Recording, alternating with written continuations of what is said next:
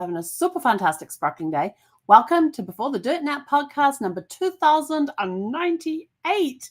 Woo! Tonight's topic is choosing what to keep and choosing what to rewrite. This is part of this week's Stories We Carry series. So this week we're looking at the stories that we carry, and this is another part of it. So we all inherit a mix of values, habits, beliefs, and stories. Some are precious, some are painful. But here's the truth. Just because you are handed something doesn't mean you have to keep it. Today we explore the power and permission we have to choose what to carry forward and what to rewrite. You are not bound by every story you inherited.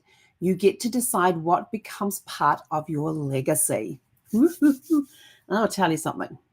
We've been creating some magic behind the scenes. So there's going to be there's a new newsletter about to launch, and it's pretty amazing. And there's some really cool giveaways to go with it too. We're just finishing the giveaway, putting the finishing touches on the giveaways, and then we're ready to launch everything. So stay tuned for that.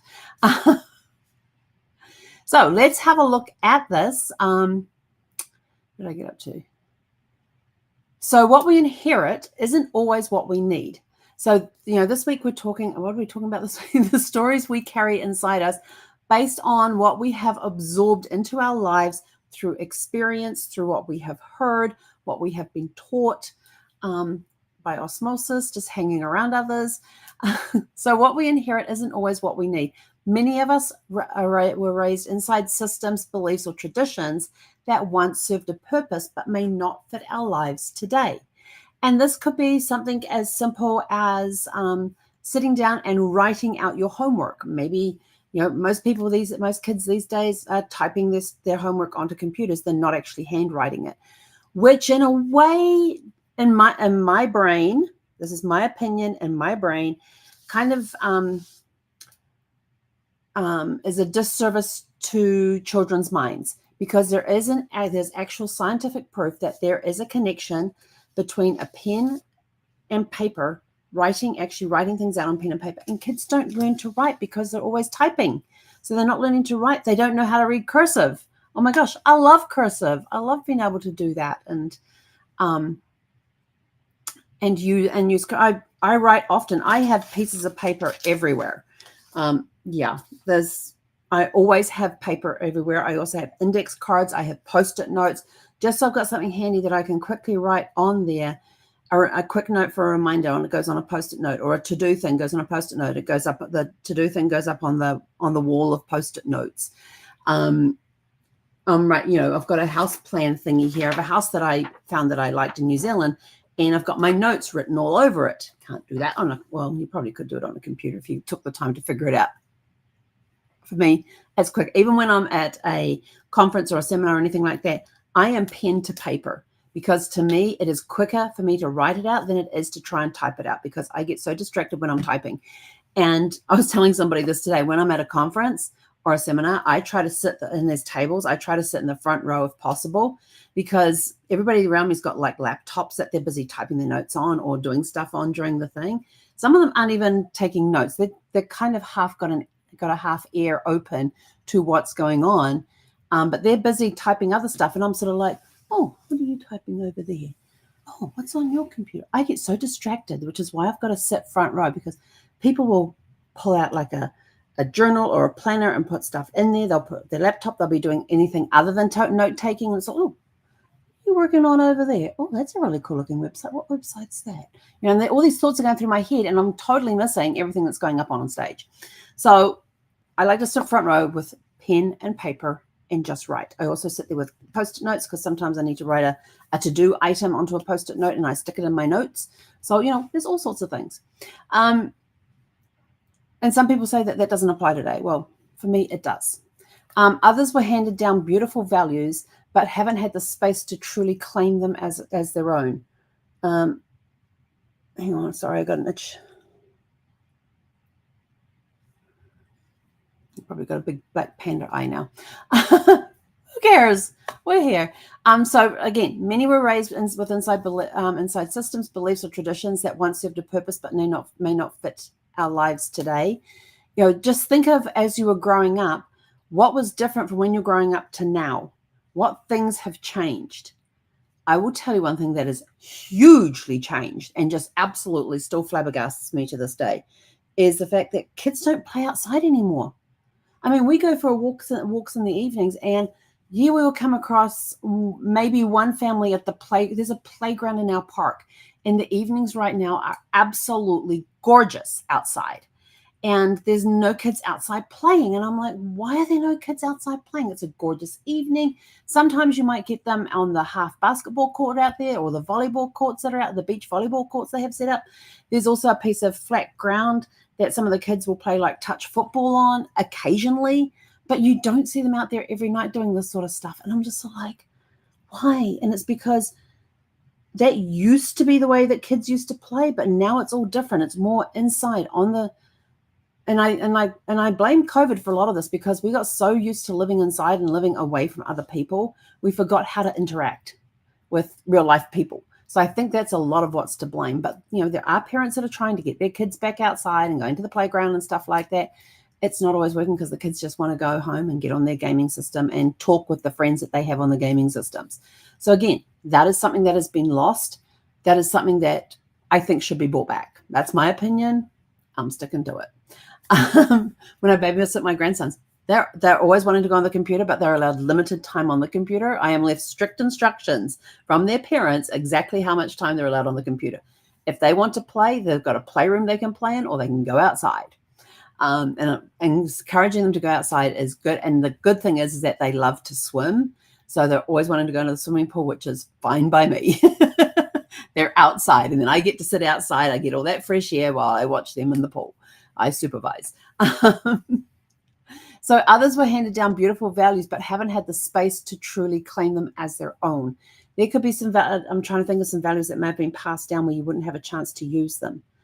Maybe it's something to do with social interaction, since a lot of people aren't interacting socially in person anymore because of all the restrictions on COVID, that people got so used to being apart from other people and meeting on Zoom, using a telephone, texting messages, playing games, and communicating through the gaming systems and stuff. This is where legacy becomes intentional. You need to decide which inside systems, beliefs, or traditions are still going to, do I want to bring back into my life now, or do I want to continue with? Which ones do I want to let slide, or they don't have a place anymore? Or what values have you been handed that you haven't had a chance to claim because of all the isolation that we had over COVID? People are starting to get back out again. It's taking time to suddenly realize, oh yeah, we don't have to stay 6 feet away from anyone anymore. We can actually get out and talk with people. We might want to choose to keep cultural traditions, spiritual practices, recipes, resilience, kindness, storytelling. Please, please, please keep storytelling. That is one that because storytelling, you can incorporate all of that other things. You incorporate the traditions, you incorporate spiritual practices, you incorporate recipes, you incorporate resilience, kindness, survival. All of those things can be told through stories. And this is one that's changed over the years. We used to always keep the door open to neighbors without question. We'd leave the house unlocked while we were inside the house. When we're out in the yard, the house would be unlocked. Now everybody locks if they're going to be outside in the yard, everything's locked down. It's not as, neighborhoods aren't as friendly as they used to be, where you could just go knock on the door, open the door, and go, "Hi, it's me," da da da da. And just wait there in the doorway to see if they respond before you actually walk into the house. So you knock on the door, open the door, and go, "Hey." We don't have that anymore. I would love to live in a community where we can do that again. It's all part about being a community. And I miss those. I miss a lot of those days where we didn't have to worry about somebody coming into our house. There was a property I was looking at yesterday that's in New Zealand. That's a 4-minute walk to my parents' house. And they had this gorgeous yard area. They had this 3rd bedroom, which was perfectly situated to be an office. But the thing I didn't like about it, and this kind of killed me a little bit, that I didn't like, it had a fully fenced backyard. It wasn't completely private, which is what I wanted. But you had to go through the gate into the full yard to get to the front door. And I don't want that in my house. I want my front door to be outside the fenced yard, so that it's from the driveway. You walk up the driveway, there's the front door, there's the garage. You don't have to go through a gate to get to them, because I want to make sure that the yard stays closed and protected for kids, for when the nieces and nephews come over with their children, for Zeffy running around the yard and that sort of thing, keeping them safe. But this one was a really weird setup, which made me very uncomfortable about it. And that was that you open the gate, and as you walk through the gate, right there on your right-hand side were two double doors that were wide open, and there was the master bedroom. So anybody walking in that gate, if you had those doors open, they could just walk into your master bedroom and they've got full access to your house, because they have to walk past those open double doors on that big patio area that's out there to get to the front door, which was the next door along. And I was sort of like, yeah, I don't like that. Where did my thinking change with that? It's because of the communities that I have been living in over the past few years, and all the stuff that's been going on and everything else. It's not as safe as it used to be. And I really want to live in a community like that where, and I was kind of thinking, well, is there a way that I could wall that area off so I still have a little patio for the master bedroom, but people just can't walk in the gate and into my house? You got to think of things like these days. We didn't have to used to do that. So what might be better to rewrite or release? How about unspoken rules?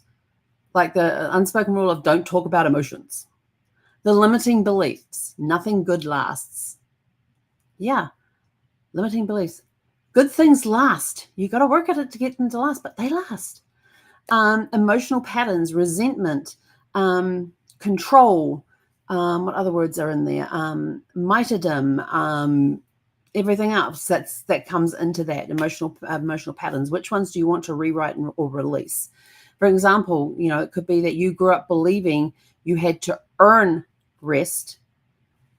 Yeah, there are days. In fact, today I said to Zeffia at one point, I've been busy working this morning, and I said to Zeffia, I have earned a break. I'm taking a break, and I'm like, where the heck did that come from? So that's got to go into tonight's one.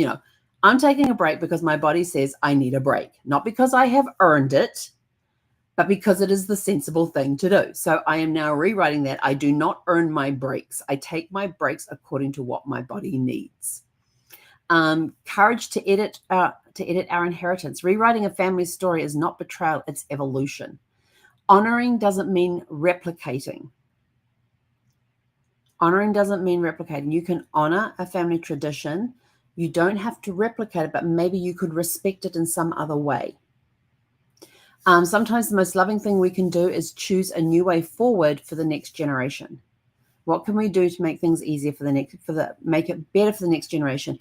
And I think a lot of things, this is in my opinion only. If you like it, you like it. If you don't, I don't care. Some people will like what I say, some people won't. That's the way it is. Not everybody's going to like everything that I say, and I totally understand that and totally get it. So I am not, people turn around and go, well, we don't know what you're talking about. That's your opinion. This is all my opinion. This is my show. I've got the microphone. It's my rules. It's as simple as that. If you don't like it, don't watch it. It's not going to bother me. But anyway,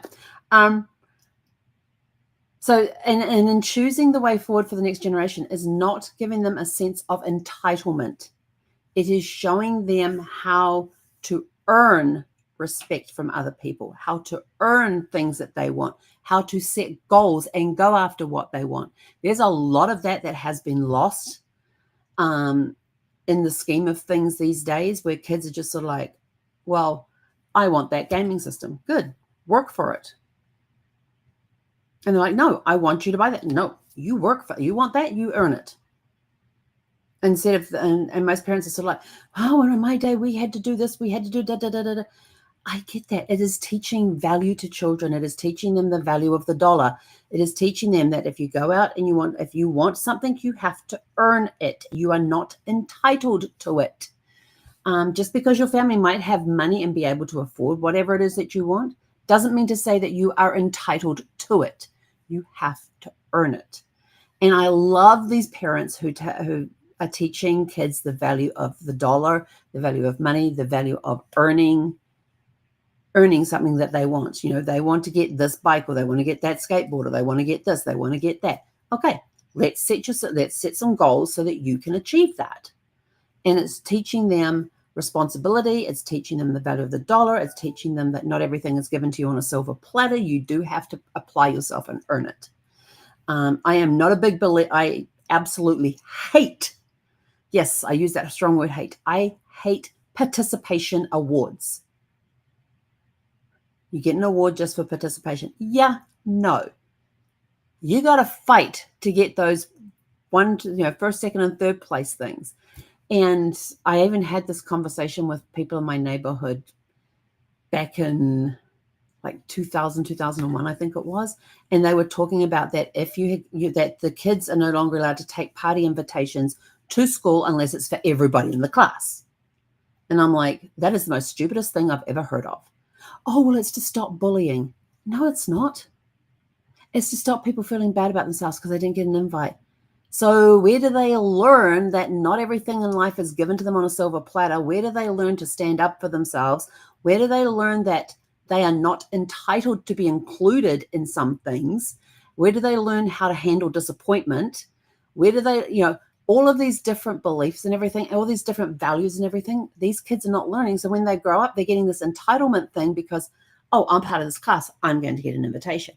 So if they wanted to do just private invitations and only invite a few people in the class, they had to hand the invitations out outside of school.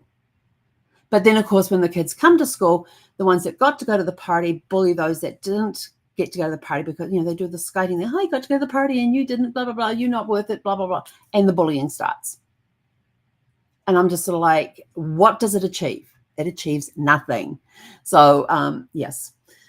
I could go on and on about a whole bunch of stuff that's going on in schools these days that I just do not agree with on, the rules and regulations of what you can bring to school, what you can't bring to school, what you can say in school, what you can't say in school. Some of them I agree with, but there's a lot of stuff that I don't. And they're trying to do it to prevent bullying. You put a prevention in their way, the bullies are going to find a way around it. Doesn't matter what you do. You can say, well, they can't bring invitations to the class. You can't. If you do this, you got to do it for the whole class. So nobody feels left out. Blah blah blah. The bullies are going to find a way to get to those kids, regardless of what you say they can and cannot do. So there you go. There's I can get on a whole soapbox about that, but we're not going to do that. So here is our reflective invitation for you. These questions are in the description below. What's one belief or behavior you inherited that you are grateful for? What's something you were taught directly or indirectly that no longer fits who you are now? What's one story, rule, or value you're ready to rewrite starting today? Legacy isn't just about what we keep. It is also about what we lovingly lay down. You're allowed to write a new chapter, even if it's different from the one before. And with that, we are out of here. Go out, have a super fantastic sparkling evening, and we'll catch you guys back here tomorrow evening at, we're going to be on at 7 o'clock tomorrow night. I have a thing on at 5 that goes for a bit, and then I've got to walk Zephy before the show. So 7 o'clock tomorrow night, we will be back here 7 p.m. Pacific time. Go out, have a super fantastic sparkling evening. Hey, konera.